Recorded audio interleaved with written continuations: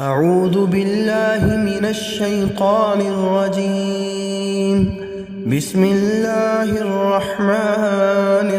الرحيم. يا أيها المزمل قم الليل إلا قليلا نصفه وانقص منه قليلا أو زد عليه ورتل القرآن ترتيلا إنا سنلقي عليك قولا ثقيلا إن ناشئة الليل هي أشد وطئا وأقوم قيلا إن لك في النهار سبحا طويلا واذكر اسم ربك وتبتل إليه تبتيلا رب المشرق والمغرب لا إله إلا هو فاتخذه وكيلا واصبر على ما يقولون واهجرهم هجرا جميلا وذرني والمكذبين أولي النعمة ومهلهم قليلا إن لدينا أنكالا وجحيما وطعاما ذا غصة وعذابا أليما يوم ترجف الأرض والجبال وكانت الجبال كثيبا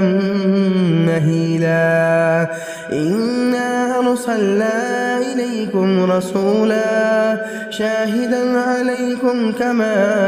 أرسلنا إلى فرعون رسولا فعصى فرعون الرسول فأخذناه أخذا وبيلا فكيف تتقون إن كفرتم يوما يجعل الولدان شيبا السماء منفطر به كان بعده مفعولا إن هذه تذكرة فمن شاء اتخذ إلى ربه سبيلا إن ربك يعلم أنك تقوم أدنى من ثلثي الليل ونصفه وثلثه وطائفة من الذين معك والله يقدر الليل والنهار علم أن لن تحصوه فتاب عليكم فاقرؤوا ما تيسر من القرآن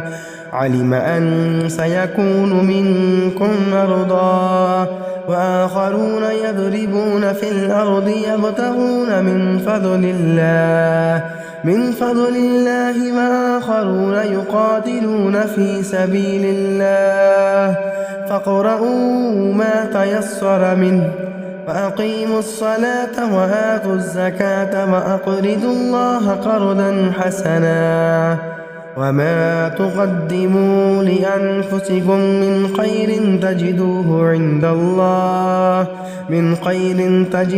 عند الله هو خيرا وأعظم أجرا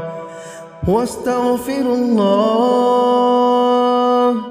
إن الله غفور رحيم.